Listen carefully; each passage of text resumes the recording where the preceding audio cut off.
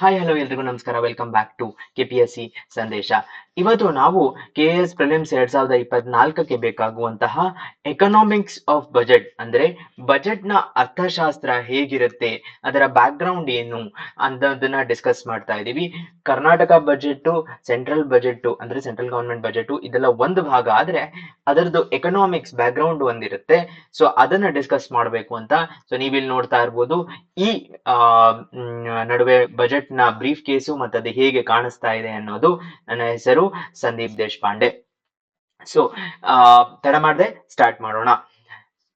Start ಮಾಡುವ ಮುಂಚೆ ನಾವು ನಮ್ಮದೇ ಆದಂತಹ ಒಂದು ಟೆಸ್ಟ್ ಸೀರೀಸ್ ಅನ್ನು ನಡೆಸ್ತಾ ಇದ್ದೀವಿ KS ಪ್ರಿಲಿಮ್ಸ್ಗೋಸ್ಕರ.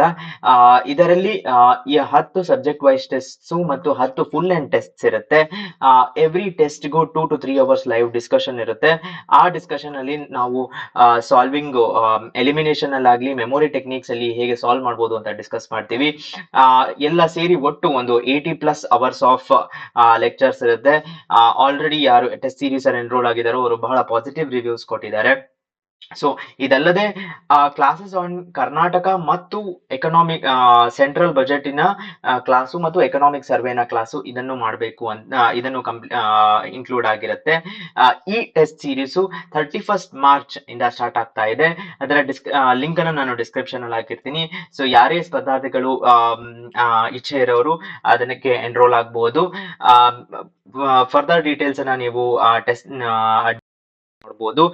ಯಾರು ಹೇಗೆ ಕ್ವೆಶನ್ಸ್ ಇಲ್ಲಿ ಆನ್ಸರ್ ಅನ್ನ ಹುಡುಕ್ಬೇಕು ಅನ್ನೋ ಮೈಂಡ್ ಸೆಟ್ ಇಂದ ಟೆಸ್ಟ್ ಸೀರೀಸ್ ಅನ್ನ ಅಪ್ರೋಚ್ ಮಾಡಬೇಕು, ಹೇಗ್ ಮಾಡಬೇಕು ಅನ್ನೋದನ್ನ ಈ ಟೆಸ್ಟ್ ಸೀರೀಸ್ ಅಲ್ಲಿ ಡಿಸ್ಕಸ್ ಮಾಡ್ತೀವಿ. ಸೊ ತಡ ಮಾಡದೆ ಸ್ಟಾರ್ಟ್ ಮಾಡೋಣ ಇಂದಿನ ಲೆಕ್ಚರ್. ಮೊದಲನೆಯದಾಗಿ ಬಜೆಟ್ ನಲ್ಲಿ 2 ಹೆಡ್ಡಿಂಗ್ಸ್ ಇರುತ್ತೆ. ಒಂದು ರೆವೆನ್ಯೂ ಅಕೌಂಟ್, ಇನ್ನೊಂದು ಕ್ಯಾಪಿಟಲ್ ಅಕೌಂಟ್ ಅಂತ ಏನ್ ಹೇಳ್ತೀವಿ. 2 ಅಕೌಂಟ್ ಇರುತ್ತೆ. ರೆವೆನ್ಯೂ ಅಕೌಂಟ್ ಅನ್ನ ಕರೆಂಟ್ ಅಕೌಂಟ್ ಅಂತಾನೂ ಕರೀತಾರೆ, ಹಾಗೂ ಕ್ಯಾಪಿಟಲ್ ಅಕೌಂಟ್ ಅನ್ನ ಲಂಸಮ್ ಅಕೌಂಟ್ ಅಥವಾ ಲಾಂಗ್ ಟರ್ಮ್ ಅಕೌಂಟ್ ಅಂತಾನೂ ಕರೀತಾರೆ. ಪ್ರತಿ ಅಕೌಂಟಿನಲ್ಲಿ 2 ಭಾಗಗಳಿರುತ್ತೆ. ಸೊ ಎವ್ರಿ ಅಕೌಂಟಿನಲ್ಲಿ 2 ಭಾಗಗಳು. ಒಂದು ದುಡ್ಡು ಬರುವ ಭಾಗಗಳು, ಅದನ್ನ ರಿಸೀಪ್ಟ್ ಅಂತ ಕರಿತೀವಿ. ಇನ್ನೊಂದು ದುಡ್ಡು ಹೋಗುವ ಭಾಗಗಳು, ಅದನ್ನ ನಾವು ಎಕ್ಸ್ಪೆಂಡಿಚರ್ ಅಂತ ಕರಿತೀವಿ. ಸೊ ರೆವೆನ್ಯೂ ಅಲ್ಲಿ ರೆವೆನ್ಯೂ ರಿಸೀಪ್ಟು, ರೆವೆನ್ಯೂ ಎಕ್ಸ್ಪೆಂಡಿಚರು, ಹಾಗೂ ಕ್ಯಾಪಿಟಲ್ ಅಕೌಂಟ್ ಅಲ್ಲಿ ಕ್ಯಾಪಿಟಲ್ ರಿಸೀಪ್ಟ್ಸು ಮತ್ತು ಕ್ಯಾಪಿಟಲ್ ಎಕ್ಸ್ಪೆಂಡಿಚರು 2 ಭಾಗಗಳಾಗತ್ತೆ. ಈ 4 ಅಕೌಂಟಿನ ಭಾಗಗಳನ್ನ ಬೇರೆ ಬೇರೆ ಅಕೌಂಟ್ಸ್ ಅಂತ ಬಜೆಟ್ ನೀವು ಓಪನ್ ಮಾಡಿದಾಗ 4 ಬೇರೆ ಭಾಗಗಳು ಕಾಣುತ್ತೆ.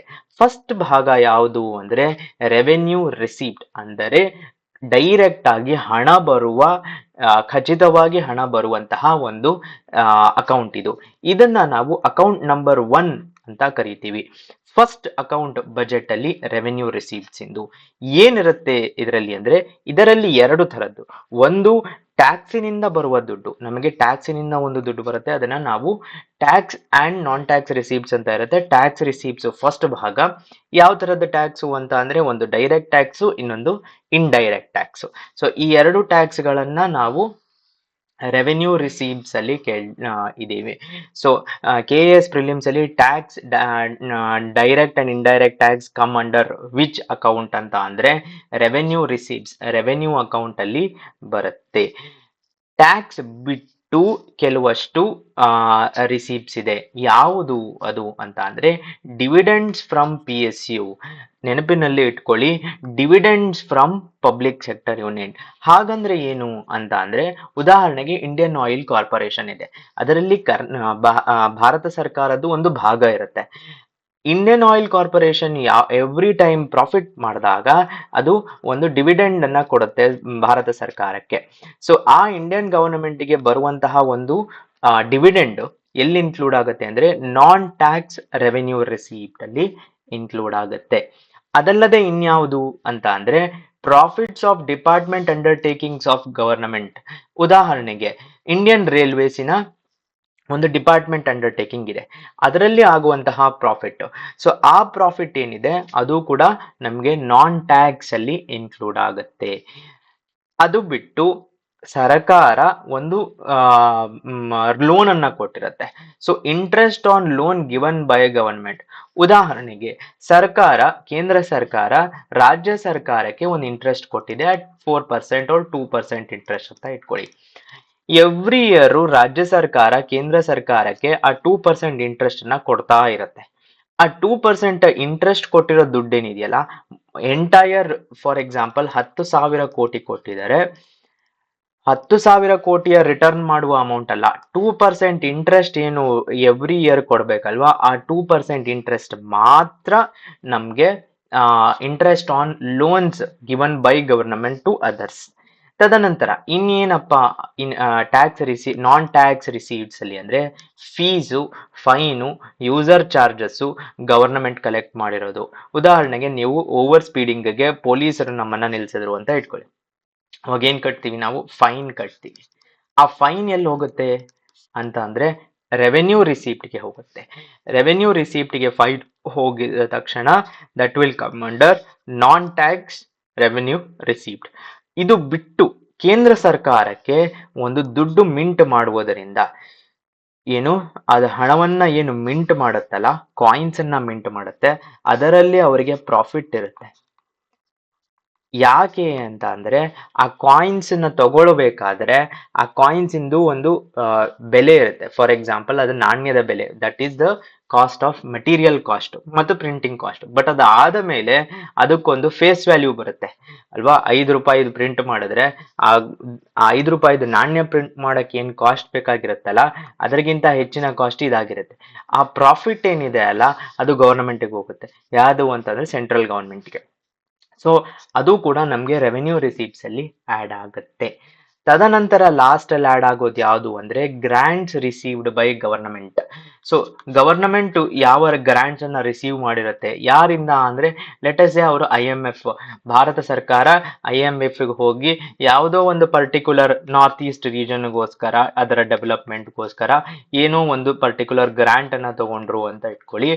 ಆ ಗ್ರಾಂಟ್ ಏನಿದೆ ರೆವೆನ್ಯೂ ರಿಸೀಪ್ಟ್ಗೆ ಆಡ್ ಆಗುತ್ತೆ. ಸೊ ಇದಿಷ್ಟು ರೆವೆನ್ಯೂ ರಿಸೀಪ್ಟ್ಸಿನ ಒಂದು ಭಾಗ. ರಿಮೆಂಬರ್, ಗ್ರಾಂಟ್ಸ್ಗೂ ಲೋನ್ಗೂ ಡಿಫರೆನ್ಸ್ ಇದೆ. ಗ್ರಾಂಟಿಗೆ ರೀಪೇಮೆಂಟ್ ಪಾರ್ಟ್ ಕಡಿಮೆ ಇರುತ್ತೆ. ತದನಂತರ ಸೊ ಇದೆಷ್ಟು ಆಯ್ತು ರೆವೆನ್ಯೂ ರಿಸೀಪ್ಟ್ಸ್. ಅಕೌಂಟ್ 1 ಅಂತ ಏನ್ ಹೇಳ್ತೀವಿ, ದಟ್ ಈಸ್ ರೆವೆನ್ಯೂ ರಿಸೀಪ್ಟ್. ಇದರಲ್ಲಿ ಸರ್ಕಾರದ ನೋ ಲಾಸ್ ಟು ಗವರ್ನಮೆಂಟ್, ಯಾವುದೇ ಲಾಸ್ ಇಲ್ಲದೆ ಓನ್ಲಿ ಇನ್ಕಮ್ ಆಗ್ತಾ ಇರುತ್ತೆ. ಓಕೆ, ಸೊ ಸರ್ಕಾರಕ್ಕೆ ಬರುವ ದುಡ್ಡು. ಸೆಕೆಂಡ್ ಪಾರ್ಟ್ ಯಾವುದು ಅಂದ್ರೆ ರೆವೆನ್ಯೂ ಎಕ್ಸ್ಪೆಂಡಿಚರ್. ನಾನು ಆಗ್ಲೇ ಹೇಳ್ದಂಗೆ ಎವ್ರಿ ಅಕೌಂಟ್ ಅಲ್ಲಿ ದುಡ್ಡು ಬರುವ ಪಾರ್ಟ್ ಒಂದಿರುತ್ತೆ, ದುಡ್ಡು ಹೋಗುವ ಪಾರ್ಟ್ ಒಂದಿರುತ್ತೆ. ಇದು ದುಡ್ಡು ಹೋಗುವ ಪಾರ್ಟು. ಉದಾಹರಣೆಗೆ ಅಕೌಂಟ್ ನಂಬರ್ 2 ಅಲ್ಲಿ ರೆವೆನ್ಯೂ ಎಕ್ಸ್ಪೆಂಡಿಚರ್ ಏನು ಅಂದ್ರೆ 2 ತರಹದ ರೆವೆನ್ಯೂ ಎಕ್ಸ್ಪೆಂಡಿಚರ್ ಇರುತ್ತೆ. ಒಂದು ಡೆವಲಪ್ಮೆಂಟ್ ಎಕ್ಸ್ಪೆಂಡಿಚರು, ಇನ್ನೊಂದು ನಾನ್ ಡೆವಲಪ್ಮೆಂಟ್ ಎಕ್ಸ್ಪೆಂಡಿಚರ್. ಸರ್ಕಾರಕ್ಕೆ ದುಡ್ಡು ಬಂದಾಯ್ತು, ಈಗ ಅದು ಖರ್ಚು ಮಾಡಬೇಕು. ಹೇಗೆ ಖರ್ಚು ಮಾಡ್ತಾರೆ? ಡೆವಲಪ್ಮೆಂಟ್ ಖರ್ಚು ಮಾಡೋದು ಒಂದೇನು ಅಂದ್ರೆ ಸೋಷಿಯಲ್, ಎಕನಾಮಿಕ್ ಮತ್ತು ಕಮ್ಯುನಿಟಿ ಸರ್ವಿಸಸ್ಗೆ, ಅದಕ್ಕೆ ಕೊಡುವಂತಹ ಆಕ್ಟಿವಿಟೀಸ್ಗೆ ದುಡ್ಡು ಖರ್ಚು ಮಾಡೋದು. ಸರಿ, ಅದಾದ ಮೇಲೆ ಯಾವ ತರದ್ದು ಅಂದ್ರೆ ಸರ್ಕಾರ ಫಾರ್ ಎಕ್ಸಾಂಪಲ್ ಸ್ಪೇಸ್ ರಿಸರ್ಚ್, ಇಸ್ರೋನ ಯಾವುದೋ ಒಂದು ರಾಕೆಟ್ ಲಾಂಚ್ಗೆ ದುಡ್ಡು ಖರ್ಚು ಮಾಡಿದರು. It is a revenue expenditure. Okay, so ಇದು ಏನಿದೆ, ಇದು ಡೆವಲಪ್ಮೆಂಟ್, ಭಾರತದ ಓವರ್ ಆಲ್ ಡೆವಲಪ್ಮೆಂಟ್ಗೆ ಆಗುವಂಥದ್ದು. ಮತ್ತು ಎಕ್ಸ್ಪೋರ್ಟ್ಸ್ ಅನ್ನ ಮತ್ತು ಎಕ್ಸ್ಪೋರ್ಟ್ ಎಕನಾಮಿಕ್ ಆಕ್ಟಿವಿಟೀಸ್ ಅನ್ನ ಮೇಂಟೈನ್ ಮಾಡಲು ಸರ್ಕಾರ ಒಂದಷ್ಟು ಹಣವನ್ನ ಖರ್ಚು ಮಾಡ್ತಾ ಇರುತ್ತೆ. ಆ ಹಣ ಏನಿದೆ that is also included in development expenditure. So revenue ಎಕ್ಸ್ಪೋರ್ಟ್ಗೆ ಪ್ರಮೋಟ್ ಮಾಡೋದಕ್ಕೆ ಏನಾದರೂ ಇನ್ಸೆಂಟಿವ್ಸ್ ಕೊಡೋದು, ಈ ಥರದನ್ನೆಲ್ಲ ನಾವು ಡೆವಲಪ್ಮೆಂಟ್ ಅಂತ ಕರಿತೀವಿ. ನಾನ್ ಡೆವಲಪ್ಮೆಂಟ್ ಅಂದ್ರೆ ಮುಂದೆ ಒಂದು ದಿನ ಇದರಿಂದ ಏನೂ ಡೆವಲಪ್ಮೆಂಟ್ ಆಗ್ಲಿ ಅಥವಾ ಭಾರತ ಇದರಿಂದ ಡೆವಲಪ್ ಆಗಿದೆ ಅಂತ ಅನ್ಕೊಳ್ಳೋದಾಗ್ಲಿ ಆಗದೆ ಇರುವ ಕೆಲವಷ್ಟಿದೆ. ಯಾವುದು ಅಂದ್ರೆ ಲಾ ಅಂಡ್ ಆರ್ಡರ್ ಮೇಲೆ ದುಡ್ಡು ಖರ್ಚು ಮಾಡೋದು. ಉದಾಹರಣೆಗೆ maintenance of law and order, ಎಷ್ಟೊಂದು law and maintenance of courts ಆಗಿರ್ಬೋದು, ಎಲ್ಲವೂ law and order, police, everything, ಅದಕ್ಕೆ ಖರ್ಚು ಮಾಡುವ ದುಡ್ಡು ನಾನ್ ಡೆವಲಪ್ಮೆಂಟ್. ಡಿಫೆನ್ಸ್ ಮೇಲೆ ಖರ್ಚು ಮಾಡುವಂತಹ ದುಡ್ಡು, for example defence services maintenance ಆಗಿರಬಹುದು ಮತ್ತು ಡಿಫೆನ್ಸ್ ಇಕ್ವಿಪ್ಮೆಂಟ್ ಆಗಿರಬಹುದು, ಇವೆಲ್ಲವೂ ಏನಿದೆ this expenditure is non development. Interest payment on loans, ನಾನು ಆಗ್ಲೇ ಹೇಳ್ದಂಗೆ ಇಂಟ್ರೆಸ್ಟ್, ಸರ್ಕಾರ ಒಂದು ಇಂಟ್ರೆಸ್ಟ್ ತಗೊಂತಾ ಇದೆ. ಯಾರಿಗೆ? ಅವರು ಕೊಟ್ಟಿರುವ ದುಡ್ಡಿಂದ. ಬಟ್ ಸರ್ಕಾರ ಯಾರಿಂದನೋ ಒಂದು ದುಡ್ಡನ್ನ ಲೋನ್ ಅನ್ನ ತಗೊಂಡಿರ್ತಾರೆ ಅಂತ ಇಟ್ಕೊಳ್ಳಿ. ಸೊ ಫಾರ್ ಎಕ್ಸಾಂಪಲ್ ಸರ್ಕಾರ 100 crore ಲೋನ್ ಅನ್ನ IMF ಇಂದ ತಗೊಂಡಿದೆ. ಲೋನ್ ಇದು ಗ್ರಾಂಟ್ ಅಲ್ಲ, ಲೋನ್. ಅದಕ್ಕೆ 2% ಇಂಟ್ರೆಸ್ಟ್ ಸರ್ಕಾರ ಕೊಡ್ತಾ ಇದೆ ಎವ್ರಿ ಇಯರ್ ಅಂತ ಅಂದ್ರೆ ಈ 2% ಇಂಟ್ರೆಸ್ಟ್ ಏನ್ ಕೊಡುತ್ತಲ್ಲ ಸರ್ಕಾರ, ನಾನ್ ಡೆವಲಪ್ಮೆಂಟ್, ಇದರಿಂದ ಏನೂ ಡೆವಲಪ್ಮೆಂಟ್ ಆಗದೆ ಇರುವ ಪಾರ್ಟು, ಅದು ನಮಗೆ ಆ ಇಂಟ್ರೆಸ್ಟ್ ಪಾರ್ಟು, ಪ್ರಿನ್ಸಿಪಲ್ ಏನ್ ದುಡ್ಡಿದೆಯಲ್ಲ ಅದಲ್ಲ, ಇಂಟ್ರೆಸ್ಟ್ ಪಾರ್ಟ್ ಏನಿದೆ ಅಲ್ಲ ಅದು ನಾನ್ ಡೆವಲಪ್ಮೆಂಟ್ ಅಲ್ಲಿ ಆಡ್ ಆಗತ್ತೆ.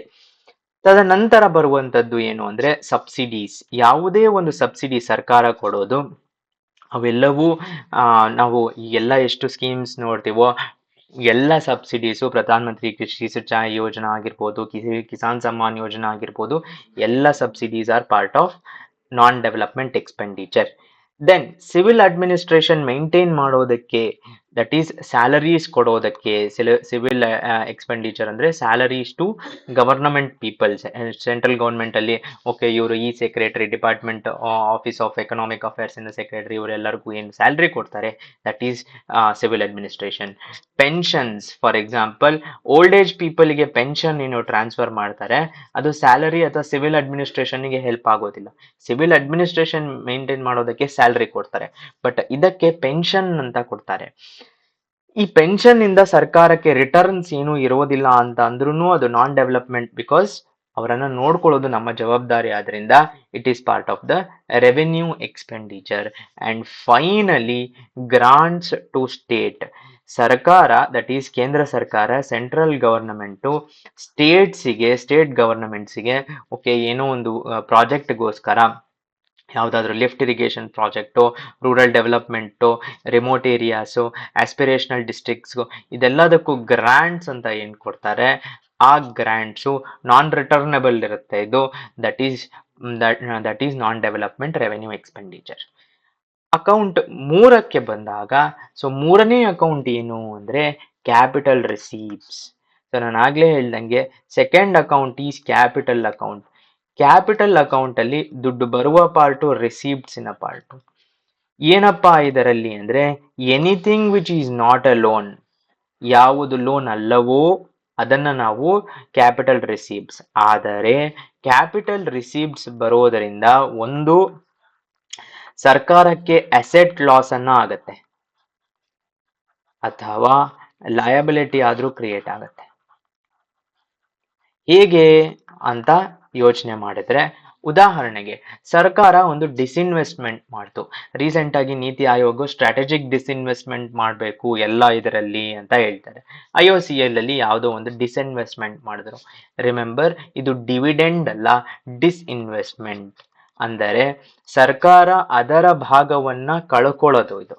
ಸೊ ಅದರ ಭಾಗವನ್ನ ಕಳ್ಕೊಳ್ಳುವಾಗ ಒಂದಷ್ಟು 1000 ಕೋಟಿ ರೂಪಾಯಿ ಎಷ್ಟೋ ಬರುತ್ತಲ್ಲ, ಆ ಪಾರ್ಟ್ ಅನ್ನ ನಾವು ಕ್ಯಾಪಿಟಲ್ ರಿಸೀವ್ಸ್ ಅಕೌಂಟ್ 3ಗೆ ಆಡ್ ಮಾಡ್ಕೊಂತೀವಿ. ಓಕೆ, ಇದರಲ್ಲಿ ಏನಪ್ಪಾ ಆಯ್ತು ಅಂದ್ರೆ ಸರ್ಕಾರದ ಅಸೆಟ್ ಲಾಸ್ ಆಯ್ತು. ಸರ್ಕಾರದಲ್ಲಿ ಆ ಪರ್ಟಿಕ್ಯುಲರ್ ಪಬ್ಲಿಕ್ ಸೆಕ್ಟರ್ ಅಲ್ಲಿ ಸರ್ಕಾರದೊಂದು ಪಾರ್ಟ್ ಇರುತ್ತೆ, ಆ ಪಾರ್ಟ್ ಕಳ್ಕೊಳ್ಳೋದ್ರಿಂದ ಅಸೆಟ್ ಲಾಸ್ ಆಯ್ತು. So disinvestment. Then sale of assets ಯಾವುದು ಅಂದ್ರೆ ಸ್ಪೆಕ್ಟ್ರಮ್. ಕರ್ನಾಟಕ ಕೇಂದ್ರ ಸರ್ಕಾರ ಸ್ಪೆಕ್ಟ್ರಮ್ ಸೇಲ್ ಮಾಡುತ್ತೆ. 5G ಸ್ಪೆಕ್ಟ್ರಮ್ ಆಗಿರ್ಬೋದು, ಹಿಂದೆ ಬೇರೆ ಸ್ಪೆಕ್ಟ್ರಮ್ಸು, ಆ ಸೇಲ್ಗಳು, ಕೋಲ್ ಬ್ಲಾಕಿನ ಸೇಲ್ಗಳು, ಇದೆಲ್ಲ ನೀವು ಸರ್ವೇ ಸಾಮಾನ್ಯವಾಗಿ ಸ್ಕ್ಯಾಮ್ಸ್ ಅನ್ನು ನೋಡಿರ್ತೀರಾ.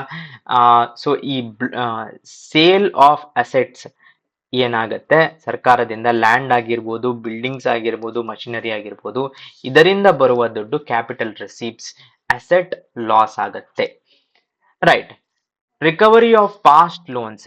ಉದಾಹರಣೆಗೆ ಸರ್ಕಾರ ಕೇಂದ್ರ ಸರ್ಕಾರಕ್ಕೆ ಲೋನ್ ಕೊಟ್ಟಿದ್ದು 100 ಕೋಟಿ ರೂಪಾಯಿ ಅಟ್ 2% ಇಂಟ್ರೆಸ್ಟ್. ಓಕೆ, ಈಗ ಈ 2% ಇಂಟ್ರೆಸ್ಟ್ ಎವ್ರಿ ಇಯರ್ ಏನು ರಾಜ್ಯ ಸರ್ಕಾರ ಕೇಂದ್ರ ಸರ್ಕಾರ ಕೊಡ್ತಾ ಇತ್ತು, ನಾವು ಅದನ್ನ ರೆವೆನ್ಯೂ ರಿಸಿಪ್ಟ್ಗೆ ಸೇರಿಸಿದ್ವಿ. ಆದ್ರೆ ಈ 100 ಕೋಟಿ ರೂಪಾಯಿ ಏನನ್ನು ವಾಪಸ್ ಕೊಡಬೇಕು ಅಂತ ಇತ್ತು, ಅದು ಯಾವಾಗ ವಾಪಸ್ ಕೊಟ್ಟಾಗ ಅದು ಕ್ಯಾಪಿಟಲ್ ರಿಸಿಪ್ಟ್ಗೆ ಹೋಗುತ್ತೆ. ಯಾಕೆ ಅಂದ್ರೆ ಸರ್ಕಾರ ಯಾವ್ದು ದುಡ್ಡು ಕೊಟ್ಟಿರ್ತಾರೋ ಅದನ್ನ ನಾವು ಅಸೆಟ್ ಅಂತ ಕರಿತೀವಿ. ಈ ನಮ್ಮ ಅಸೆಟ್ ಇದೆ ಏನಂದ್ರೆ ನಾವು 100 ಕೋಟಿ ರೂಪಾಯಿ ದುಡ್ಡು ಕೊಟ್ಟಿದ್ದೀವಿ, ಅದು ನಮ್ಮ ಅಸೆಟ್ ಇದ್ದಂಗೆ.